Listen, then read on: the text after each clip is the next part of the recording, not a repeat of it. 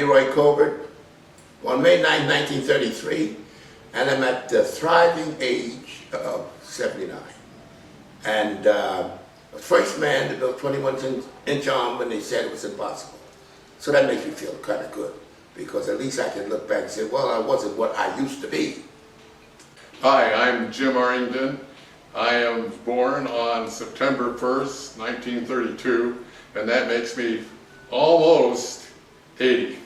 Jim, Nice meeting it's you. a pleasure to meet you, because when any man gets your age, look the way you look, and the thriving, it gives me hope, Jim.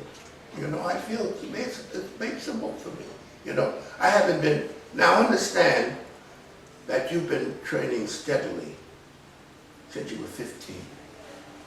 And you have a itinerary and how you lay out your life and how you eat and how you train. You're very well disciplined, a lot more disciplined than I was. I was kind of, in the early days of training, I don't know, tell me something. What got you interested in training? Well, as you were seeing those pictures on the table there, I was very, very weak and skinny and sickly, and I didn't want to be that way. So I started at age 15. I was my current height about 5'8", and I weighed 115 pounds.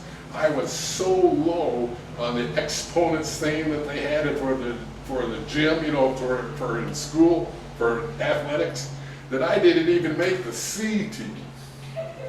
And so I said, oh, that's not what I wanted to be. And I once saw, we were sitting around a little earlier than that, maybe about when I was about 12, you know, when you go in the drugstore and you see these comic books and stuff, you know, and you don't have the money to buy them. You know, I relate to that, so.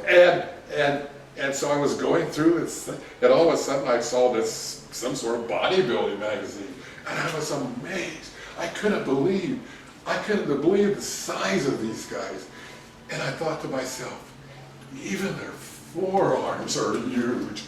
And it just blew me away. So that was a thought that I kind of carried in the back of my brain until I was 15, and I decided that I had to start. So I invested 25 cents and sent away for George Jowett's books on how to do this, how to develop this and that and the next thing. And the thing came, and it had all these books, and it shows some exercises. And I didn't have any dumbbells or anything like that, but my dad had a couple of big ball bearings, about 3 pounds. And so I started doing these exercises and stuff. And you know, and lo and behold, in a matter of months, I wasn't 115, I was 128. And so I convinced my mother, you know, look at what I've done with just these things. And he only wants $33 for a new, you know, to take his course.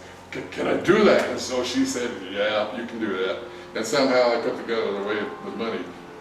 Well, you know something that's funny? What you're saying to me almost relate, because what I saw, I don't know if you ever heard of Floyd Page. Sure. Well, that's what I saw. I was walking, I was asthmatic.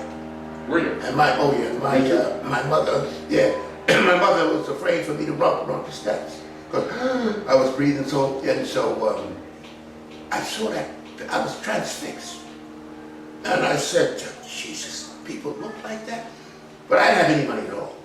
So I asked the man, could he give me the magazine? I said, get out of here. I said, I'll pay you ladies. He said, get going, kid, get going. I about 15, 25 cents. And I was like, I said, Jesus, you know why I started training? Why? You won't believe this. I started training with buckets of water. Really? No weights. I used to fill and then the water would be splashing. I took up to my mother's, because we were poor, mopped the floor with. I take the buckets and the water was splashing. I said, I was 11 years old, 10 years old. And then I said, make up of sand in it, because the sand don't move. Mm-hmm. And that's how I started, and then I got more, and I noticed when I started, I started feeling better. was weaselness. You know, it's amazing about the body and the response and the chemistry. But what I want you to continue. But anyhow, from 11 on, I got more and more involved in the training.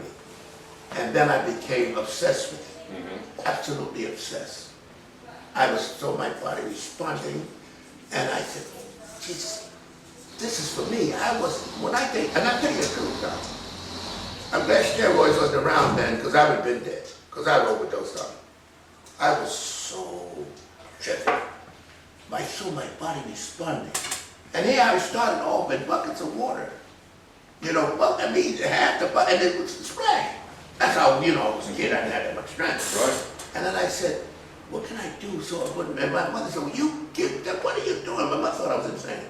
You really think They are sort of like that. yeah. So tell me, what's your birth sign? I have no, Virgo. Virgo? Uh-huh. Didn't I tell you? Didn't I tell you it was Virgo? I told him, when he told me about you, that you were Virgo.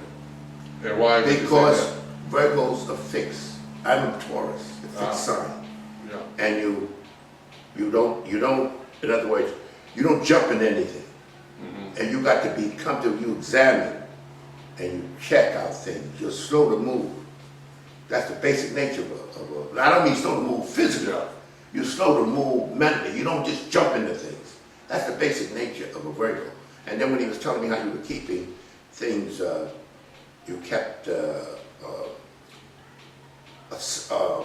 know, records of your training and your food. Now tell me something. How long have you been keeping records? Well, I have a couple of books over there on the table. The one that Jason, I was showing Jason the other day, it goes back to 1978, but there's another one underneath that one that goes back to 1961. But the only time I was really... Was that when you were keeping records? Yeah. What kind of records? Oh, you know, workout records, what I did, what I ate, what I measured, what I this and that, the next thing. But if you add them all up, you find out that it's not really worth keeping these records. Because you're at a magic age right now. Let me tell you something now. You at a magic age. Most people don't live to your age. Just live and you're thriving. Now the point is, do you have any secret? Do you have something you say could be done or should be done to make you thrive at the age of 80? Because that's amazing. You almost will be 80. So I say, I'm 79. I say 80. I don't even want to bother saying 79 because I'm going on 80. And I say, well, I'm 80. Yeah, well, that's why I bought this T-shirt a month to get that age. a month early. But see, you are basically, believe it or not, you're phenomenal. Oh, thank you. Because the life expectancy is 74. The life expectancy, and that means you're going downhill before you get 74. And here you are, I mean, you are really dynamic. I mean, and I look at you now, and I'm saying to myself, this man does something right other than just training. He has a whole regimen of, see, I never had a regimen. I'm going to tell you. My discipline was to train hard, eat well. That was my discipline. I didn't make charts or nothing. When I was the first guy to build a 21-inch arm because I ate protein like it was free, and they didn't know much about protein in those days.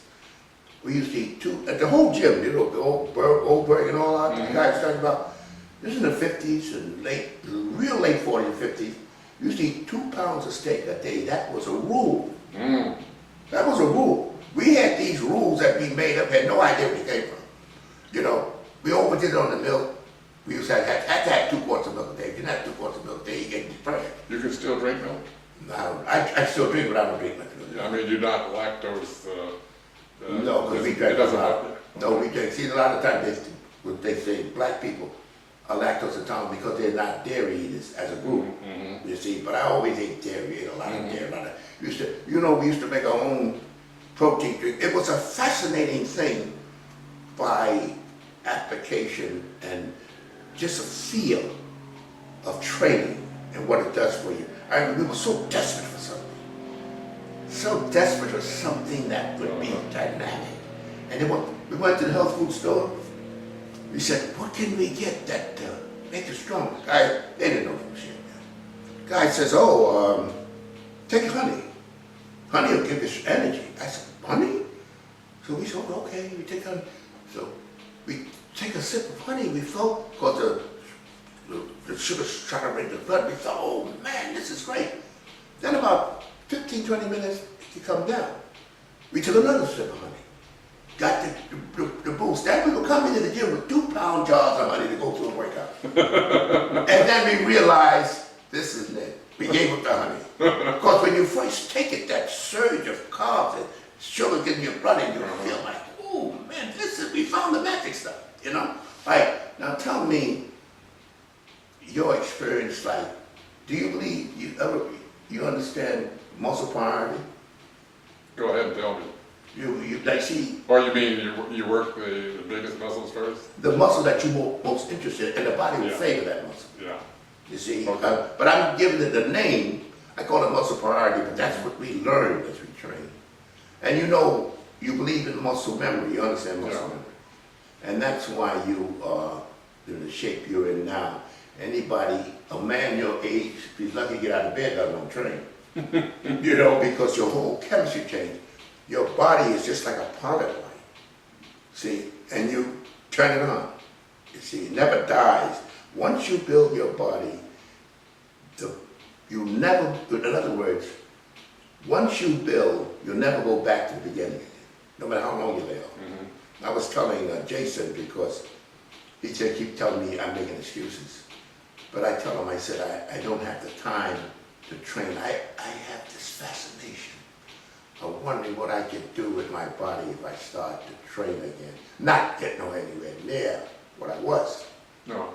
But, you know, to develop more than I have, because I allowed myself to go because I was so focused on other things like the business and so on.